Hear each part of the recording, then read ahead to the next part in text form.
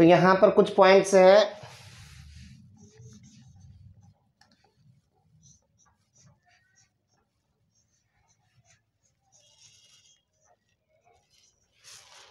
कौन पीएस, जिसमें कार्बन हो गया, हाइड्रोजन हो गया, ऑक्सीजन, नाइट्रोजन, फॉस्फोरस, इन सभी को बोला जाता है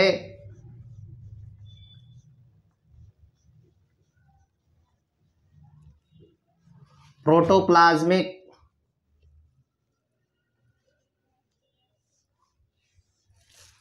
क्या बोला जाता है? प्रोटोप्लाज्मिक एलिमेंट बोला जाता है इनको। अब प्रोटोप्लाज्मिक एलिमेंट मतलब ये प्रोटोप्लाज्म का फॉर्मेशन करने से रिलेटेड है। मतलब ये बोल सकते हो कि ये जो ऑर्गेनिक पार्ट होता है, प्रोटोप्लाज्म का जो ऑर्गेनिक पार्ट होता है वो इनसे कॉन्स्टिट्यूट होगा। तो आप कह सकते हो द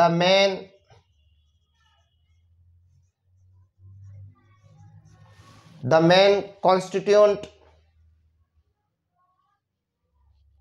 ऑफ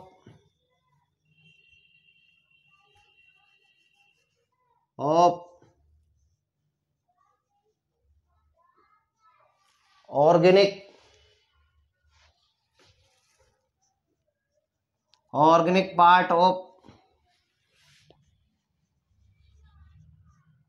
प्रोटोप्लाज्म, जो प्रोटोप्लाज्म का जो ऑर्गेनिक पार्ट है उसका कॉन्स्टिट्यूट करने के लिए, फॉर्मेशन करने के लिए कार्बन, हाइड्रोजन, ऑक्सीजन, नाइट्रोजन और फॉस्फोरस का और सल्फर का रिक्वायरमेंट होता है। एंड बोला जाए कार्बन, हाइड्रोजन और ऑक्सीजन, CHO को आप बोला जाता है फ्रेमवर्क एलिमेंट बोला जाता है इनको।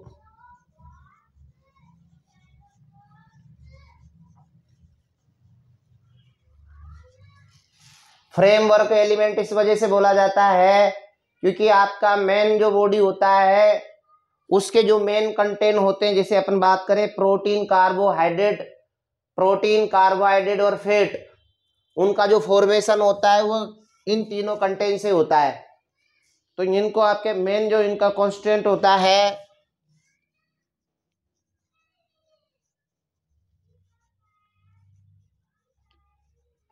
मेन कांस्टेंट होता है किसका? प्रोटीन, कार्बोहाइड्रेट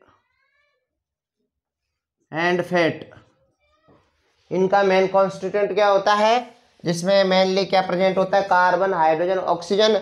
इसलिए इनको फ्रेमवर्क एलिमेंट, फ्रेमवर्क उसको बोला जाता है। जिस प्रकार से आप जो कोई फोटो लाते हो तो उसके आइड साइड पर क्या बनाते हो? फ्रेम, या फ्रेम लगवाते हो, तस्वीर जो लगाते हो ना फोटो का, तो उसका फ्रेम क्या करता है? उस जो फोटो होता है उस फोटो का वैलिडिटी बढ़ाता है। वैसे ही प्लांट, जो भी एनिमल होगा तो उसमें कार्बन, हाइड्रोजन, ऑक्सीजन क्या है? अपनी बॉडी का फ्रेमवर्क का फॉर्मेशन करेंगे।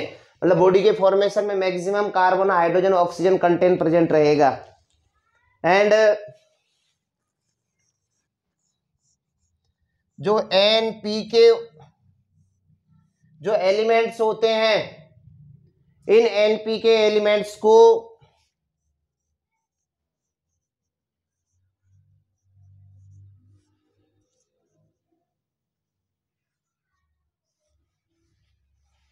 क्रिटिकल एलिमेंट बोला जाता है। क्रिटिकल एलिमेंट का मतलब होता है जिनको प्लांट को हाई डोज की रिक्वायरमेंट होती है। हर हाई डोज की रिक्वायरमेंट होती है तो इस वजह से इनका डेफिशिएंसी क्या हो जाएगा? सोइल में इनका डेफिशिएंसी हो जाएगा।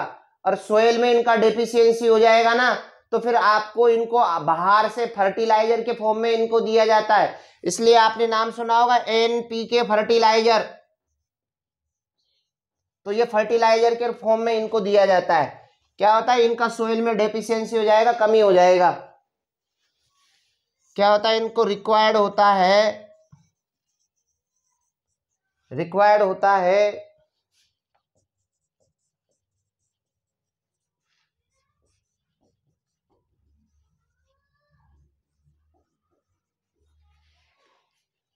हाई डोज में इनका रिक्वायरमेंट होता है। इस वजह से क्या होगा?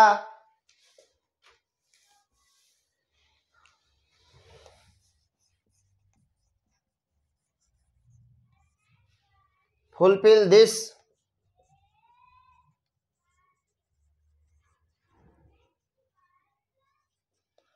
great amount या great demand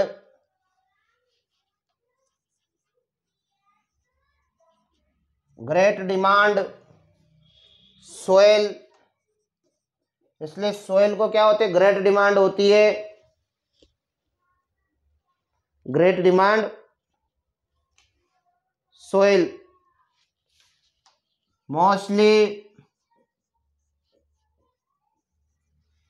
मोस्टली पेश करते हैं a shortage of such elements, इसलिए इन एलिमेंट का क्या होता है, शॉर्टेज होता है, इसलिए इनको क्या करेगा farmer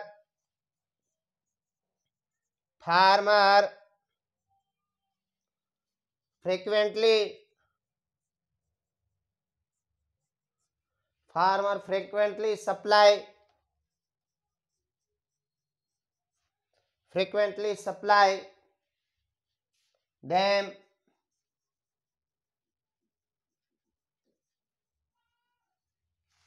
in form of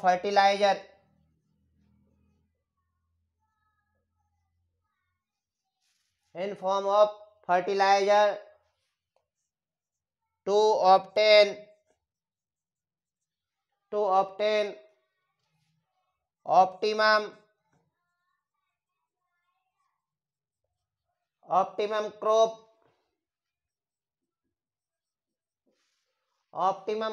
yield।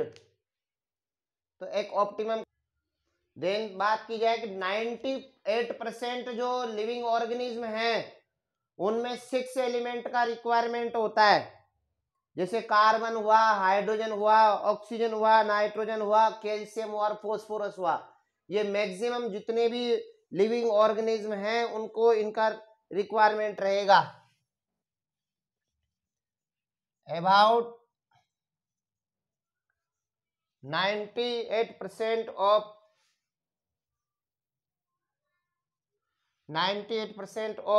the mass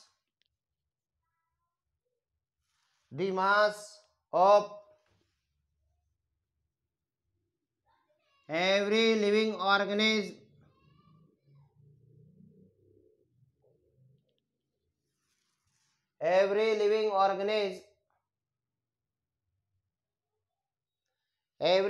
organism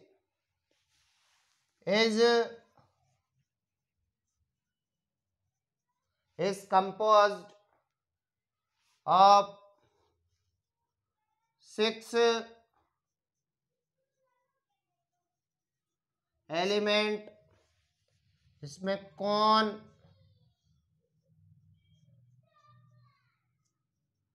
calcium और phosphorus,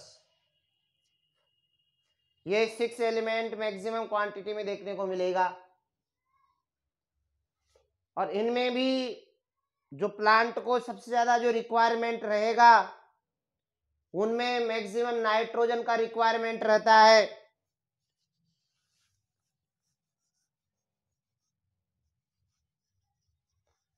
nitrogen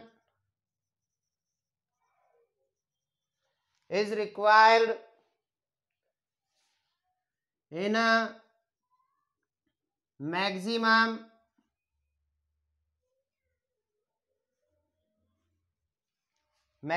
quantity among all the essential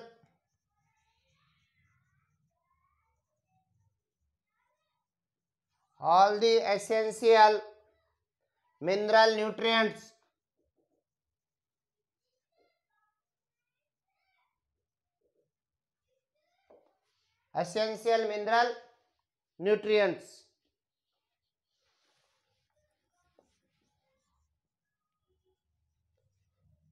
among micronutrients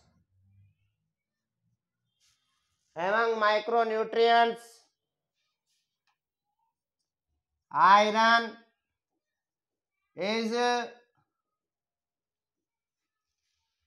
iron is maximum, my iron is required, iron is required in a maximum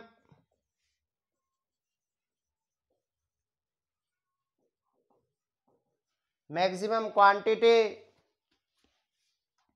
and molybdenum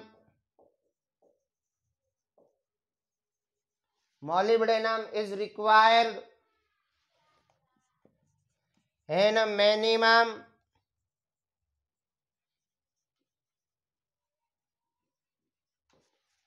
quantity.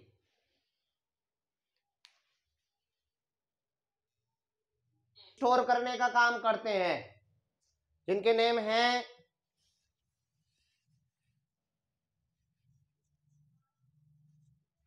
some plants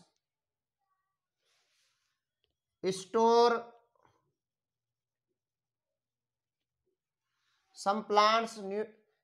nutrients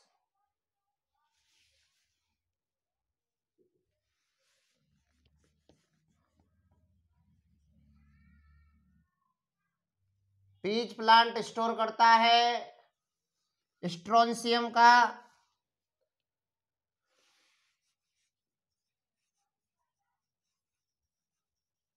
एस्ट्रेगेलस and neptunia plant, neptunium plant selenium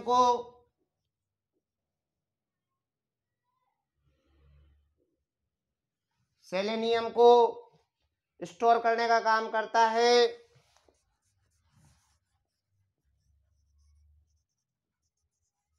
equisetum and mustard plant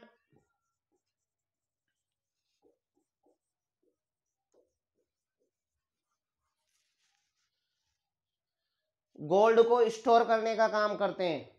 ये कुछ extra points थे। Start करते हैं metabolism of nitrogen. Nitrogen metabolism होता क्या है?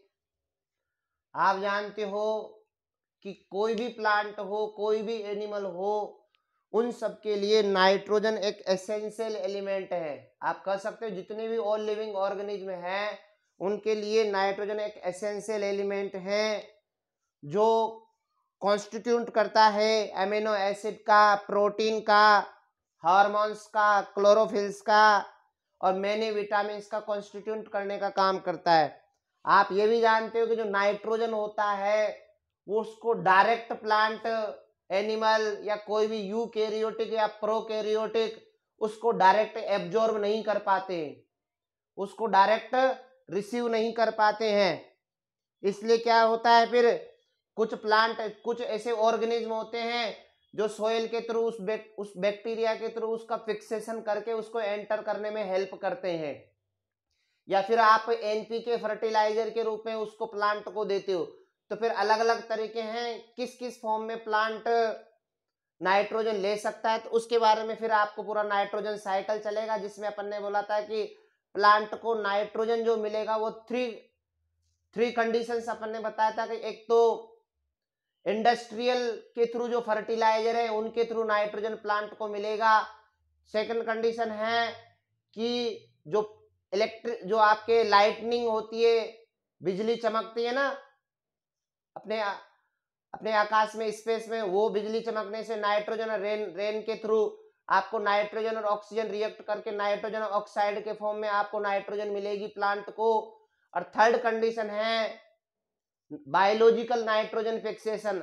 जो bacteria है, राइजोबियम बैक्टीरिया है, ऐसे बहुत सारे बैक्टीरिया हैं जो नाइट्रोजन को क्या करते हैं, डायरेक्ट वायुमंडल से नाइट्रोजन को फिक्स करते हैं और नाइट्रोजन को फिक्स करके प्लांट को प्रोवाइड करते हैं। ऐसे अलग अलग तरीके हैं जिसके थ्रू प्लांट क्या करते हैं, नाइट्रोजन को फिक्स करते हैं, डायरेक्ट ऐसे एब्जॉर्ब नहीं कर सकते। तो फिर ये अलग अलग तरीके हैं। तो यहां बात की जाए nitrogen nitrogen is an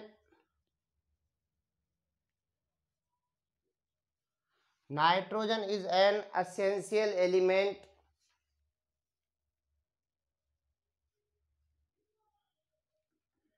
in all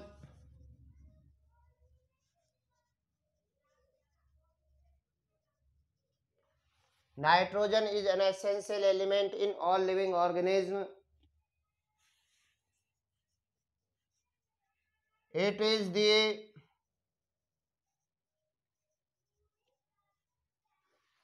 the constituents of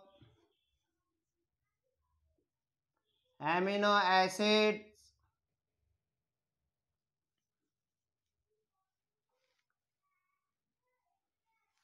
proteins, hormones,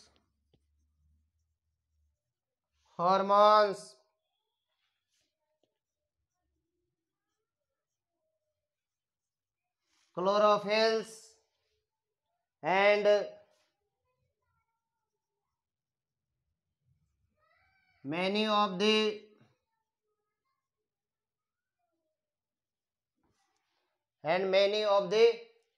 vitamin इसमें इंक्लूड किए जाएंगे।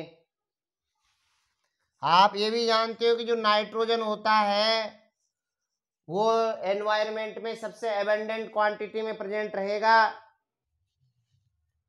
Nitrogen is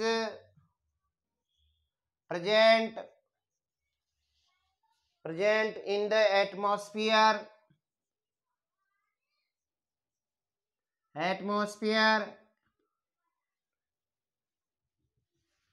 abundantly in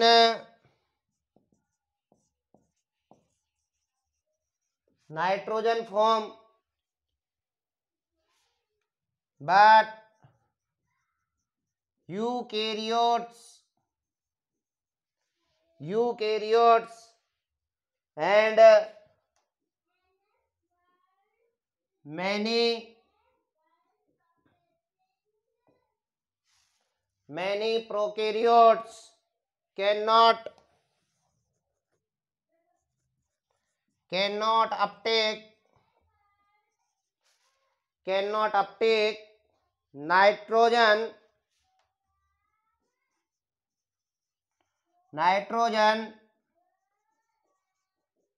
directly from the atmosphere,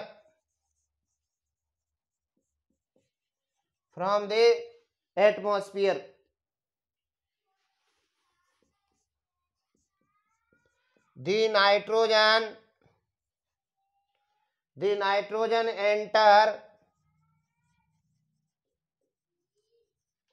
enter into the soil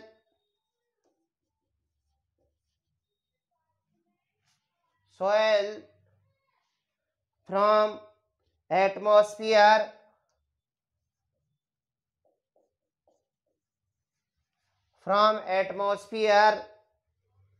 by fixation process,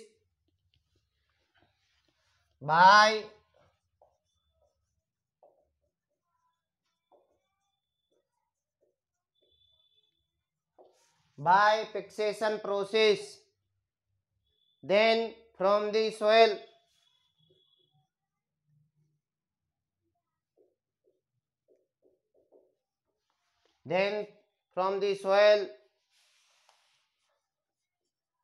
plant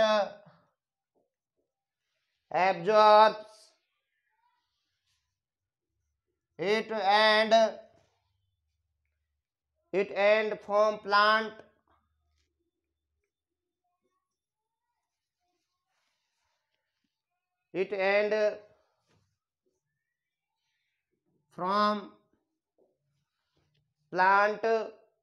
it move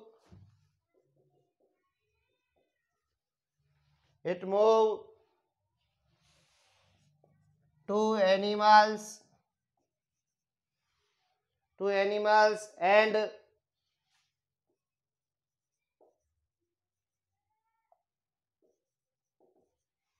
fulfill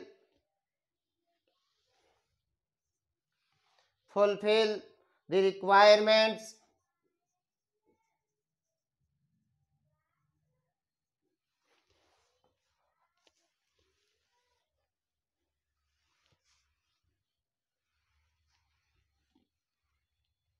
fulfill the requirements of all living organisms,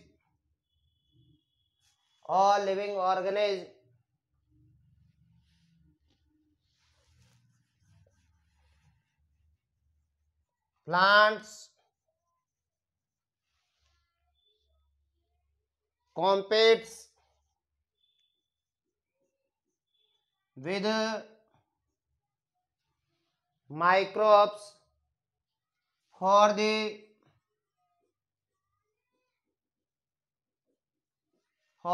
limited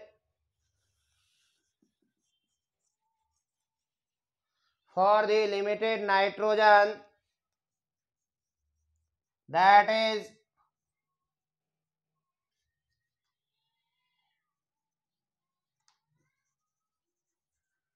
available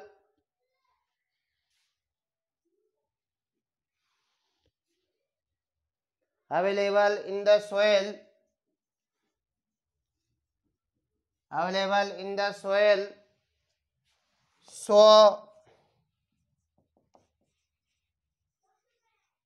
so nitrogen is a limiting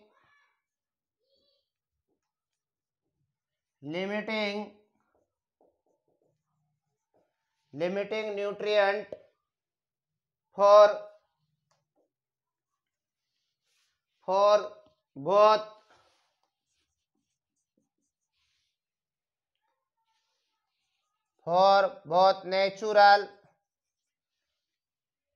natural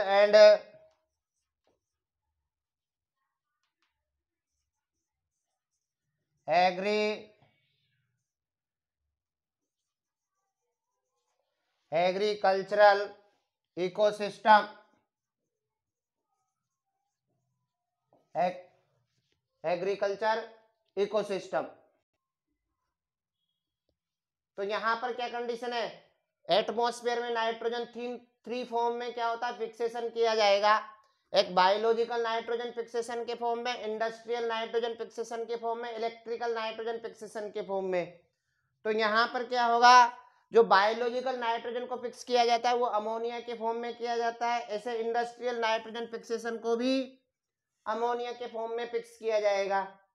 लेकिन जो electrical nitrogen fixation होता है उसको direct nitrate के form में fix किया जाता है, क्योंकि डायरेक्ट जो नाइट्रोजन के ऑक्साइड बन करके ही वो रेन के थ्रू सोइल में आता है, इसलिए डायरेक्ट नाइट्रेट प्रोवाइड करने का काम करता है। और प्लांट हमेशा जो नाइट्रोजन को एब्जॉर्ब करते हैं वो नाइट्रेट के फॉर्म में ही एब्जॉर्ब करते हैं। अब प्लांट क्या करेंगे, नाइट्रेट को ही अपटेक करेंगे, इस नाइट्रेट को ही क्या करेंगे, प्लांट अपटेक करेंगे और कहां पर जाएगा, प्लांट बायोमास में।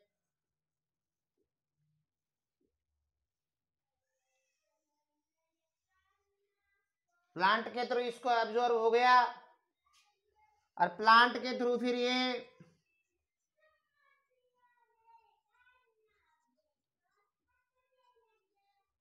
एनिमल बायोमास और एनिमल बायोमास का फिर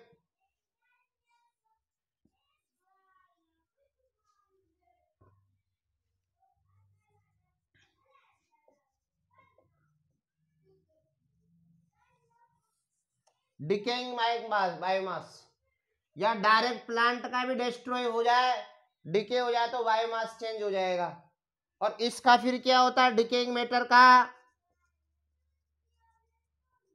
अमोनिफिकेशन होता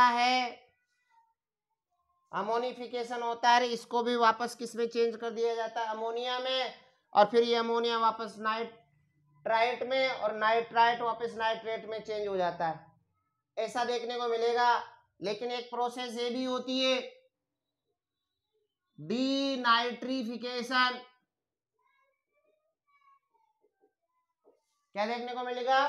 डीनाइट्रिफिकेशन देखने को मिलेगा। और इस डीनाइट्रिफिकेशन के थ्रू वापस इस नाइट्रेट को नाइट्रोजन में चेंज कर किया जा सकता है। ये वाला जो कंडीशन है ना, आपको हार्मफुल बैक्टीरिया में देखने को मिलेगा। ये वाला कंडीशन अपन ने बैक्टीरिया वाला कंडीशन, बैक्टीरिया वाला जो चैप्टर स्टडी करवाया था, वहां पर आपने देखा एक बेनिफिशियल बैक्टीरिया, वहां पर नाइट्रोजन फिक्सेशन से रिलेटेड टर्म लिखवाया था वहां पर। तो वहां पर अमोनिया को नाइट्रेट में चेंज होने वाले और एक नाइट्रेट को नाइट्रोजन में चेंज करने वाला, जो नाइट्रोजन को नाइट्रेट को जो नाइट्रोजन में चेंज करते तो उनको वे बोला जाता है डीनाइट्रीफाइंग बैक्टीरिया।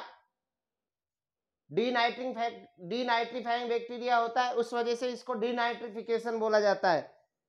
ये आपका एक नाइट्रोजन साइकिल है जिसमें 3 स्टेप में क्या होगा। पहला स्टेप है कि इस तरह से नाइट्रोजन, इन 3 स्टेप्स के थ्रू नाइट्रोजन को पहले एब्जॉर्ब किया जाता है, इसको फिक्स किया जाता है, उसके दूसरे फॉर्म में चेंज किया जाता है, चेंज करके नाइट्रेट को प्रोवाइड, नाइट्रेट का फॉर्म करेंगे और नाइट्रेट फिर प्लांट के द्वारा अपटेक किया जाएगा और प्लांट को अपन लेंगे तो अपन में एनिमल बायोमास में आ जाएगा नाइट्रेट, नाइट्रोजन, और फिर वो आपको डिकेइंग बायोमास में चला और ये डिस्ट्रॉय होंगे तो भी इनका अमोनिफिकेशन होगा तो ये अमोनिया में चेंज हो जाएंगे। इस प्रकार से एक नाइट्रोजन साइकिल का साइकिल चलेगा। इसका जो फिगर होगा then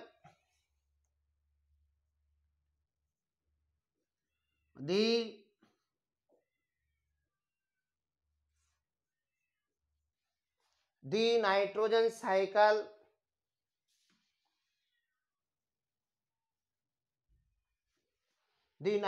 cycle showing relationship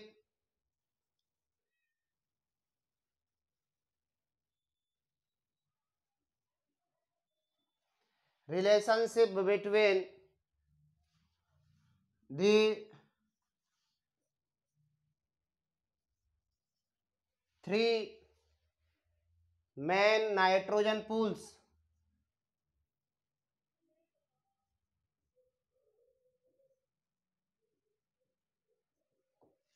nitrogen pools जिसमें आपका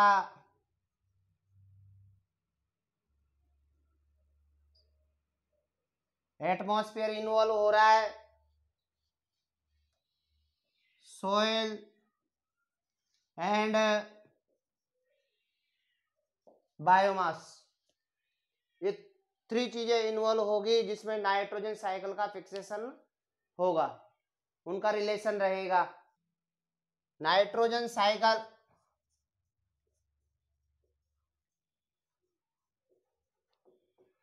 steps of nitrogen cycle, first point रहेगा नाइट्रोजन फिक्सेशन, सेकंड पॉइंट रहेगा Uptake and assimilation, Uptake and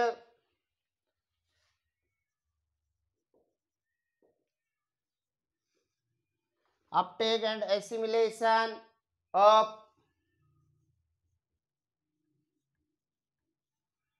nitrogen by plants। Second point है, थर्ड पॉइंट रहेगा अमोनिफिकेशन, उसको अमोनिया में change किया जाएगा। फोर्थ पॉइंट है नाइट्रिफिकेशन, उसको नाइट्रेट में चेंज किया जाएगा। डी नाइट्रिफिकेशन, और नाइट्रेट को वापस नाइट्रोजन में चेंज किया जाएगा। ये अपने 5 स्टेप्स हैं, इनके थ्रू अपन को आपके डायग्राम में फ्लो हो रहा है। जी माता जी, हरे कृष्णा।